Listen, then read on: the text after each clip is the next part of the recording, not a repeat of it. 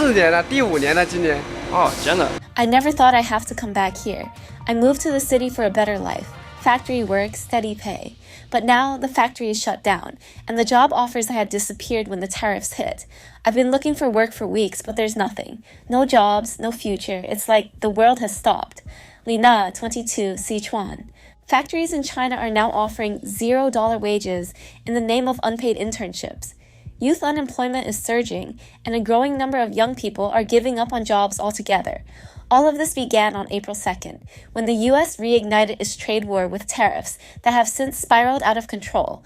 While Beijing insists the economy is stable, voices from the ground tell a very different and far more alarming story.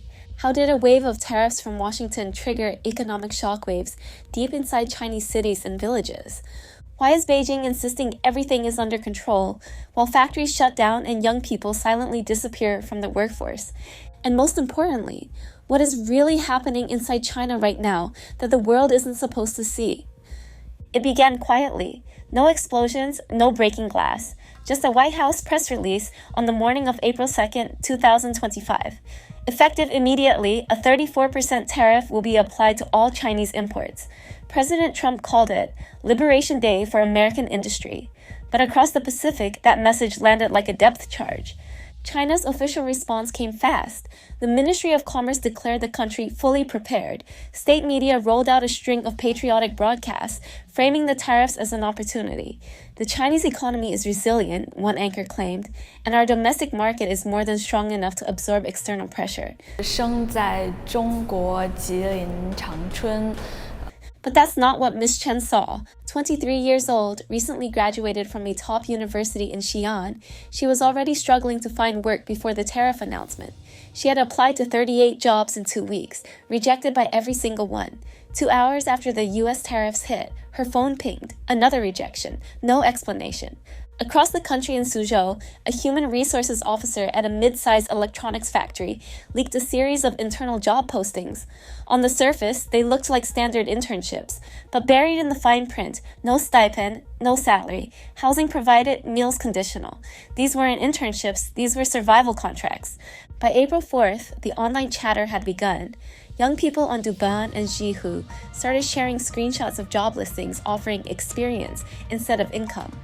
影响力，我不知道西方眼睛怎么看中国人啊。One viral comment read, "So we work for free and they still call it opportunity?" Still, Beijing kept the tone upbeat. CCTV aired a 20-minute segment about digital entrepreneurs thriving under the new conditions. But behind the scenes, factories were preparing for layoffs. 职位是一等一个，第一位应该。In Guangdong, an industrial supply manager privately told us, the orders from U.S. buyers dropped to near zero. We don't want to panic workers yet, but it's bad. By April 6th, state censors quietly began removing posts with hashtags like #0wage and #tariff burn, but the damage was already spreading. A Weibo user in Chongqing posted a blurry video of a half-empty assembly line. 那种微胖嘛，眼睛的话就那种。No voice, just the hum of idle machinery and a caption. Day 1 without work, how many more to go? The government called it a soft landing.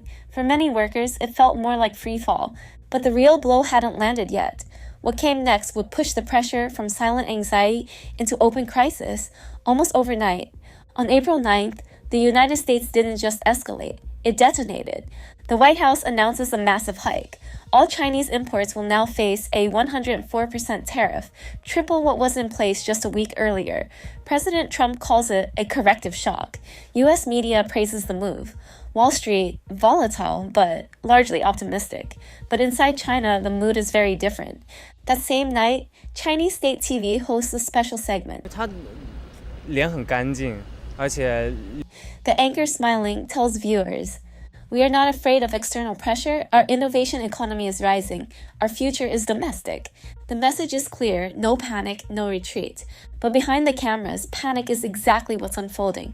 In Fujian province, Mr. Luo, a 48-year-old production supervisor at a shoe factory, 任何一个环节点断了，都会带来一些连锁的反应。 wakes up to bad news. A U.S. buyer just canceled a bulk order worth nearly 6 million yuan. Within hours, 3 more cancellations roll in. By the end of the day, factory output is slashed by 70%. Workers are told to stay home for a few days, no timeline, no pay. On April 10th, Beijing retaliates with its own 34% tariff on U.S. goods. It's symbolic, more bark than bite, but Trump responds within 24 hours. A second hike, Chinese goods now face a 145% tariff. In just 10 days, the world's two largest economies are locked in the most aggressive trade war since the 1930s. Still, China maintains its poker face.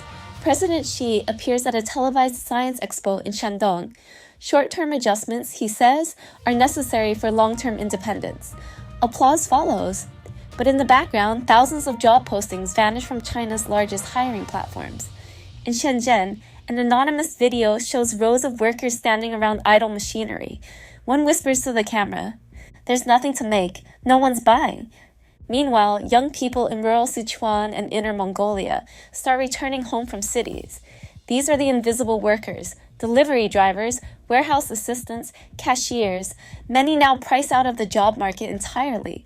Online, the phrase "back to the village" begins trending. A leaked photo from a Guangzhou job center shows stacks of unused name tags and rows of empty chairs. The caption reads, "Job fair canceled. No employer showed up." Local governments tried to counter the growing anxiety. Pamphlets titled "Employment Confidence Starts With You" appear on college campuses and in factory dorms. They encourage positive mindset training and then labor patriotism. But many young people toss them aside. As online frustration builds, censors tighten their grip. Posts mentioning layoffs, wage cuts, or economic anxiety vanish within minutes. But the silence doesn't fool anyone. By April 12th, the anxiety turns into something sharper, desperation. Factories start cutting corners, cutting wages, and finally, cutting people. By April 12th, the situation has gone from bad to worse. The tariff war, once a battle of trade policy, is now a fight for survival. Factories across China begin to close their doors. Manufacturing giants in cities like Hangzhou and Shandong struggle to meet even domestic demand. With global buyers pulling out, production slows to a crawl. Mr. Zhang, 19, one of the youngest workers in his garment factory in Dongguan, tells us, "They brought us in for a training session, but no one's getting paid. We work 10 hours, but they call it probation." In major industrial hubs like Suzhou and Tianjin, workers are told they'll be assigned to new projects with no clear start or end date. Some factory managers even push workers into unpaid internships, claiming they'll gain valuable skills in return for their time. But Ms. He, 26, a marketing assistant in Shanghai, describes it differently. "They're just trying to keep the factory alive. They don't have enough orders to pay us anymore." The job market, once bustling with opportunities, is now a shadow of its former self. In smaller towns and villages, young people who once flocked to the cities for work are trickling back home, finding no work available in the cities or their hometowns. The ripple effects are visible in communities that rely on seasonal factory work. In Yunnan, the once bustling textile towns are eerily silent. The factory dormitories that once housed migrant workers are now ghost towns. Meanwhile, the government doubles down on its message. The Chinese economy is solid and steady, says a high-ranking official at the Ministry of Finance in an April 15th interview. The government pushes forward with this slogan, "Resilience is our strength."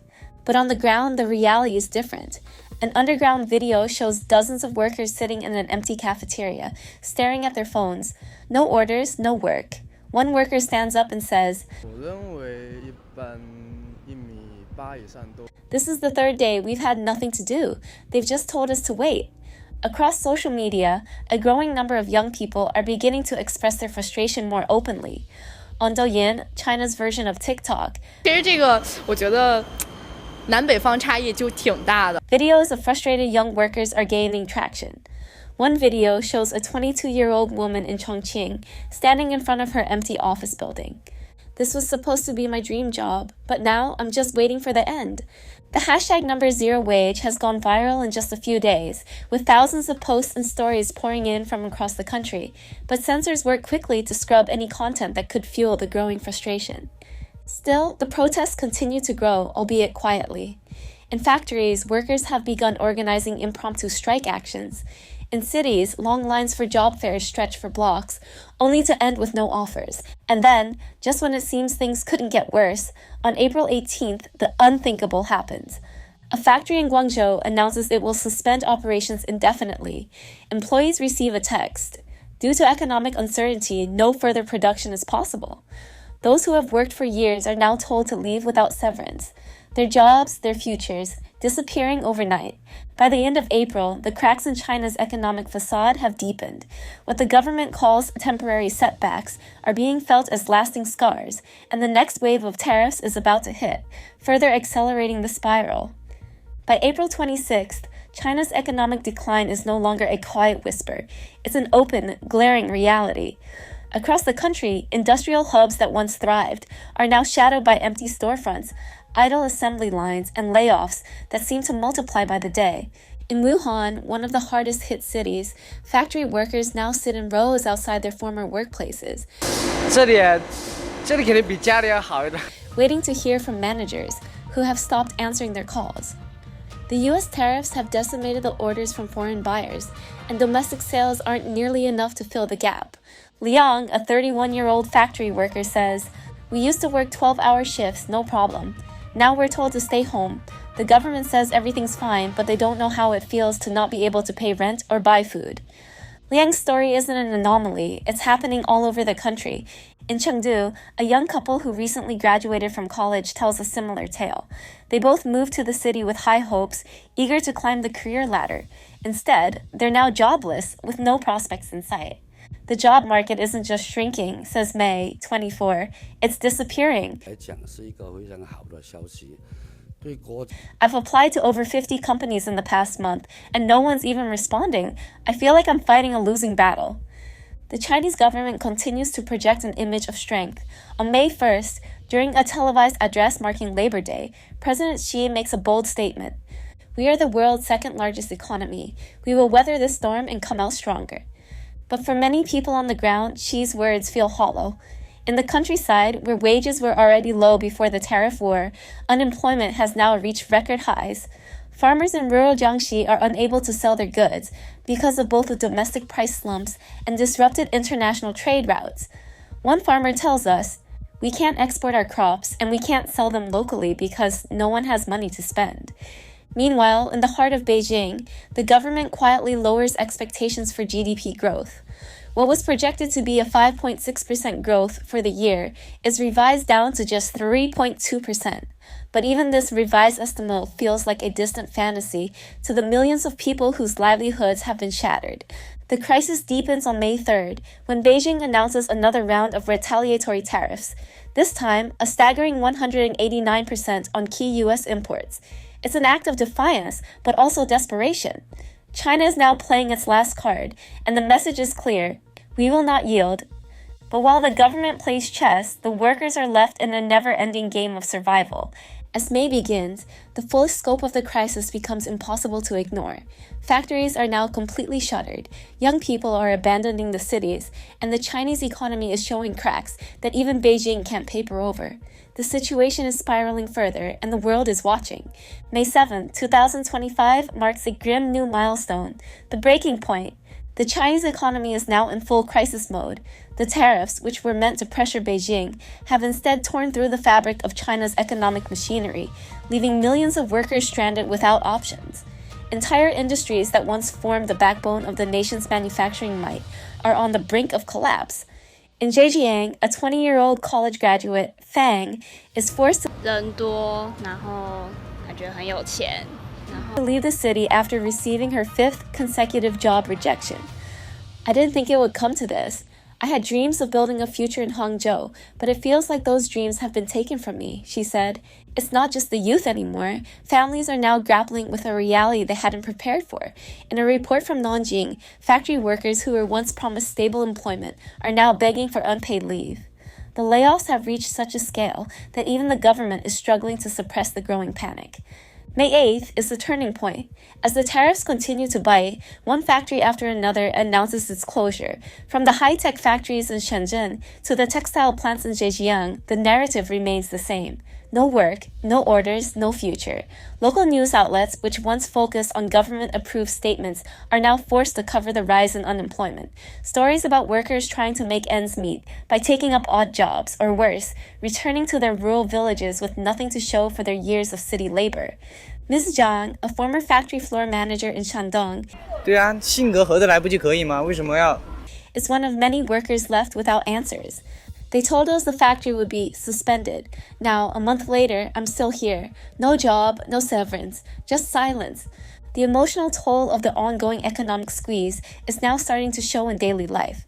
Reports surface of people unable to pay their bills, businesses unable to pay their workers, and families unable to feed their children. It's not just the workers affected, entire communities are unraveling under the pressure. Yet in Beijing, the message remains defiant. On the same day, Chinese state-run media aired a broadcast about the indomitable spirit of the Chinese people, claiming that despite the tariffs, the country will continue to thrive. We are a nation that has survived through the toughest of times, the anchor declares. But for those living this crisis day in and day out, those words ring hollow. The gap between what the government claims and the reality on the ground couldn't be wider. The youth unemployment rate has skyrocketed, factory closures are accelerating, and workers across the nation are left in a state of limbo, uncertain about their future, uncertain about their country's direction. In the eyes of millions of Chinese citizens, the tariff war has become more than a trade dispute. It's now a battle for survival. As China braces for the coming days, the world watches closely. What happens next will determine whether the Chinese economy can recover from the self-inflicted blow, or whether it will spiral even further, tearing at the very heart of the nation's promise.